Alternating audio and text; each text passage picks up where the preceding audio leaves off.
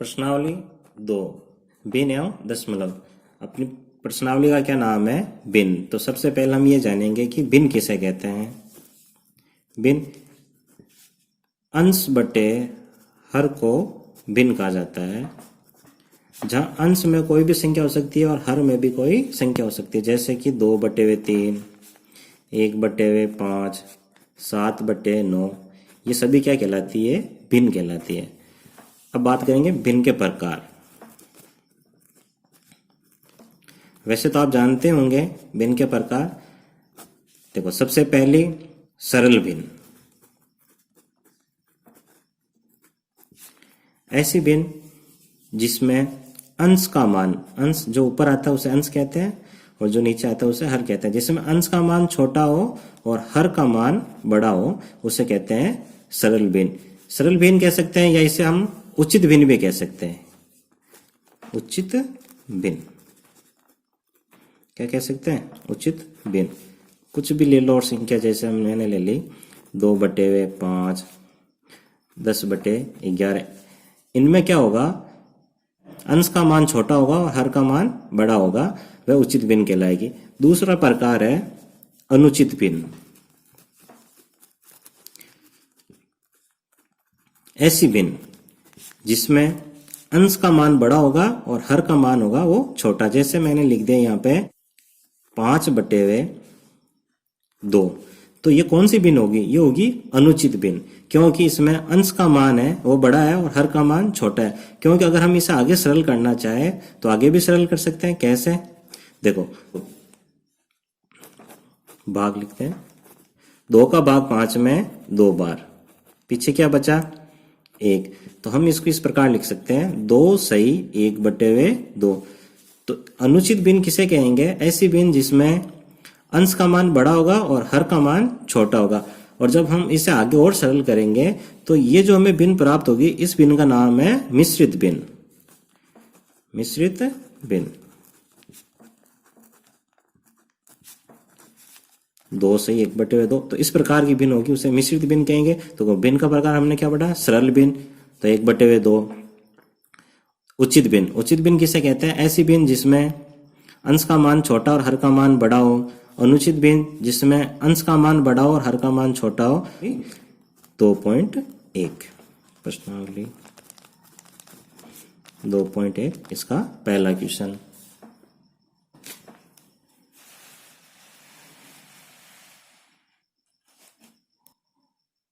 पहला क्वेश्चन लिखा मैंने 2 माइनस के 3/5। अब इसको सरल करना है। तो देखो, 2 के बटे में कुछ नहीं है तो हम क्या करेंगे? यहाँ 1 लगा देंगे। अब हमें क्या करना? 1 और 5 का एलसीएम लेना है। तो एलसीएम लेना जानते हैं आप। 1 और 5 को लिख लेते हैं। देखो, 5 में किसका भाग जाएगा? सीधे 5 का। तो 5 का भाग 5 में 1 बार, तो इसका एलसीएम क्या है अपने पास? 5 लिख देते हैं। 5 1 का भाग 5 में 5 बार, 5 को 2 से गुणा करेंगे क्या आएगा? 10। माइनस का माइनस। 5 का भाग 5 में 1 बार, 1 को 3 से गुणा करेंगे क्या आएगा? 3। 10 में से 3 गए, क्या बचेंगे? 7/5। अब देखो, इसको हम आगे और सरल करना चाहे तो कर सकते हैं, क्योंकि देखो अभी जो भिन्न प्राप्त हुई कौन सी है? ये अपने पास अनुचित भिन्न। आगे सरल करेंगे। देखो, 5 का भाग 7 में 1 बार, पीछे क्या बचा? 7 में से 5 गए, 2/5। तो इसका आंसर हुआ 1 सही 2/5 या 7/5। ये भी इसका आंसर है। Question number 2। 4 + 7/8।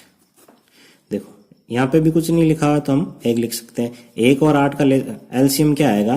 देखो, अगर एक तरफ कोई संख्या दे रखी है और दूसरी तरफ कोई संख्या नहीं है तो उसका जो एलसीएम है वही संख्या आएगी, बड़ी वाली संख्या। तो 8, 1 का भाग 8 में 8 बार, 8 को 4 से गुणा करेंगे 32।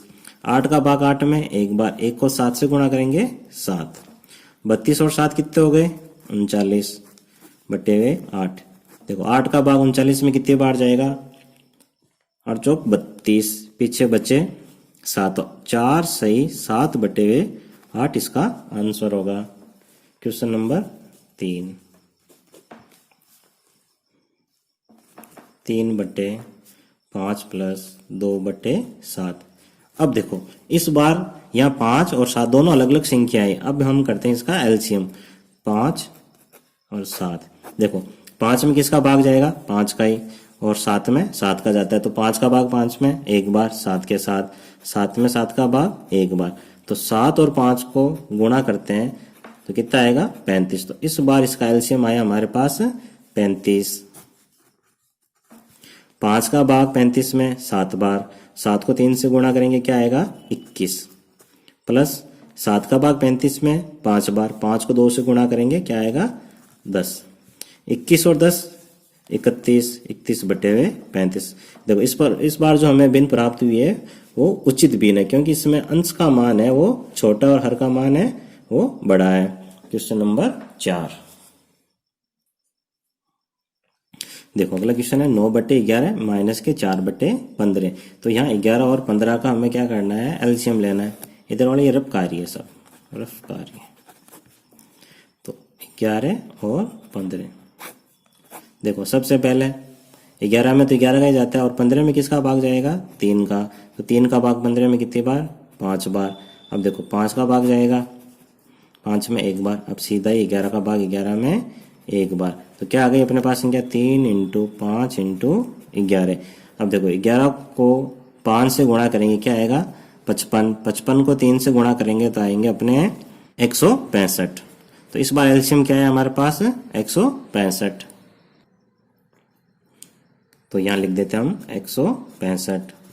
11 का भाग 165 में जाएगा अपने 15 बार, 15 को 9 से गुणा करेंगे कितना आएगा? 15 9 135 माइनस के माइनस।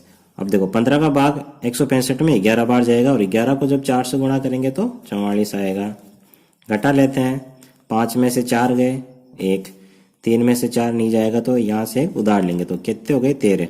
13 में से 4 गए, पीछे बचे 9 और बटे में 165। Question number 5। इस बार नीचे क्या लिखा अपने पास? 10, 5 और 2। तो इसका हम एलसीएम ज्ञात करते हैं। देखो 10, 5 और 2। तो सबसे पहले भाग जाएगा 2 का। 2 का भाग 10 में 5 बार, 5 में नहीं जाता है, लिख देते हैं जैसे 2 का भाग 2 में एक बार। अब किसका जा रहा है? 5 का। तो 5 का भाग 5 में एक बार, 5 का भाग 5 में एक बार, ये 1 के 1। 5 को 2 से गुणा करने पे 10। तो हमारे पास जो एलसीएम आया वो आया है 10। 10 का भाग 10 में एक बार, 1 को 7 से गुणा करेंगे 7। 5 का भाग 10 में 2 बार, 2 को 2 से गुणा करेंगे 4। अब 2 का भाग 10 में 5 बार, 5 को 3 से गुणा करेंगे 15। जोड़ लेते हैं, देखो 15 और 4 19, 19 और 7 26, 26 बटे हुए 10। अगला क्वेश्चन देखो 2 से ही 2 बटे हुए 3 प्लस 3 से 1 बटे हुए 2। इसको पहले एक बार सरल भिन्न में बदल लेते हैं, ये मिश्रित भिन्न में। 3 को 2 से गुणा करेंगे 6, 6 और 2 8, 8 बटे हुए 3, प्लस 2 को 3 से गुणा करेंगे 6, 6 और 1 7, 7 बटे हुए 2।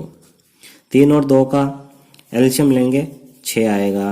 3 का भाग 6 में 2 बार, 2 को 8 से गुणा करेंगे 16, प्लस 2 का भाग 6 में 3 बार, 3 को 7 से गुणा करेंगे 21। देखो 6 और 1 7, 1 और 2 3, तो यह है अपने पास 37 बटे हुए 6। अगला क्वेश्चन देखो 8 से 1 बटे 2 माइनस 3 सही 5 बटे 8। तो पहले इसको सरल भिन्न में बदल लेते हैं। 2 को 8 से गुणा करेंगे तो 16, 16 और 1 17, तो 17 बटे हुए 2, माइनस 8 को 3 से गुणा करेंगे 24, 24 और 5 29 बटे हुए 8। 2 और 8 एलसीएम क्या आएगा? 8 ही आएगा। 2 का भाग 8 में 4 बार, 4 को 17 से गुणा करेंगे 68, माइनस 8 का भाग 8 में एक बार, 1 को 29 से गुणा करेंगे 29। देखो 8 में से 9 नहीं जाएगा तो 18 में से 9 गए 9, यहाँ बचे 5, 5 में से 2 गए 3 बटे हुए 8। तो इसका आंसर हुआ 39 बटे हुए 8। Question number 2। निम्नलिखित को अवरोही क्रम में रखिए। देखो अवरोही से आपको पता होगा हमें घटते हुए क्रम में इनको लिखना है। तो सबसे पहले यह हमें दे रखा है 2/9, 2/3, 8/21। अगर ये हमें खाली संख्याओं के रूप में दिया होता, पूर्ण संख्याओं के रूप में, भिन्न के रूप में, नहीं तो आप आसानी से इसे कर लेते, लेकिन ये दे रखा हमें भिन्न के रूप में। तो इनको कैसे सरल करेंगे, तरीका सीखते हैं हम। सबसे पहले हमें क्या करना है कि जो भी हमें हर में मान दे रखा है उसका लेना है एलसीएम। तो 9, 3 और 21, इसका एलसीएम करते हैं। देखो किसका भाग जा रहा है, 2 का नहीं जा रहा किसी में, 3 का। 3 का भाग 9 में 3 बार, 3 का भाग 3 में 1 बार, 3 का भाग 21 में 7 बार, फिर से 3 का भाग 3 में 1 बार, 1 7 में नहीं जाता है, अब जाएगा 7 का भाग, 7 का भाग 7 में 1 बार। तो क्या प्राप्त हुआ, 3 × 3 × 7। 7 को 3 से गुणा करेंगे तो 21, 21 को 3 से गुणा करेंगे तो क्या आएगा, 63। तो इनका जो एलसीएम प्राप्त हुआ वो है 63। तो लिखने का तरीका आप थोड़ा ध्यान रखना। क्या करना आपको, सबसे पहले पहली भिन्न लिखनी है 2/9, फिर अगली भिन्न 2/3 और फिर सबसे लास्ट में क्या लिखा है 8/21 और सबके लगा दो आप इनटू बराबर। इतना करने के बाद आपको क्या करना है कि जो आपने एलसीएम प्राप्त किया वो लिख दो आप नीचे। अब आपको ये देखना है कि 9 का भाग 63 में कितनी बार जाता है, 9 का भाग 63 में 7 बार। तो इसका मतलब 9 को 7 से गुणा किया तभी 63 प्राप्त हुआ। तो यहाँ अगर नीचे 7 लिख रहे हैं तो ऊपर भी हमें 7 लिखना है। तो 7 को 2 से गुणा करने पे क्या आएगा, 14। 3 का भाग 63 में कितनी बार जाएगा, 3 दूनी 6, 3 एकम 3, 21 बार। 21 से गुणा करने पे 63 आया तो 21, हमें ऊपर भी 21 लिखना है। 21 को 2 से गुणा करने पे 42। 21 का भाग 63 में 3 बार, मतलब 3 से 21 को गुणा किया जिससे 63 प्राप्त हुआ। तो 3 यहाँ लिखा है तो 3 ऊपर लिखना है। अब 3 को 8 से गुणा करेंगे तो क्या आएगा, 24। तो अब देखिए सभी में हर का मान 63 प्राप्त हुआ। अब हम ऊपर वाली संख्याओं को देख के पता कर सकते हैं कि सबसे बड़ी कौन सी है और सबसे छोटी कौन सी है और उससे छोटी कौन सी है, मतलब अवरोही क्रम हम ज्ञात कर सकते हैं। देखो इसमें सबसे बड़ी कौन सी है, 42 1 नंबर पे, फिर 24 ये 2 नंबर पे, और फिर 14 ये 3 नंबर पे। तो हमें किस क्रम में लिखना है इसको, अवरोही क्रम है। अवरोही क्रम का मतलब है पहले सबसे बड़ी संख्या, फिर छोटी, फिर छोटी, फिर सबसे छोटी। तो इसमें सबसे बड़ी संख्या कौन सी है, 42/63। वो किससे बनी है, 2/3 से। तो अपना आंसर होगा 2/3। फिर दूसरे नंबर पे 24/63, ये किससे बनी है, 8/21 से। और फिर सबसे लास्ट में 14/63 किससे बनी है, 2/9 से। तो ये हो गई इसका अवरोही क्रम। अगला क्वेश्चन,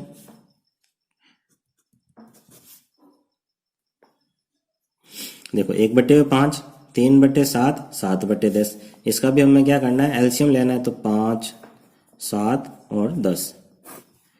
देखो 2 का भाग 5 में तो नहीं जाता, तो 5 के भाग 7 के साथ, 10 में कितनी बार जा रहा है, 5 बार।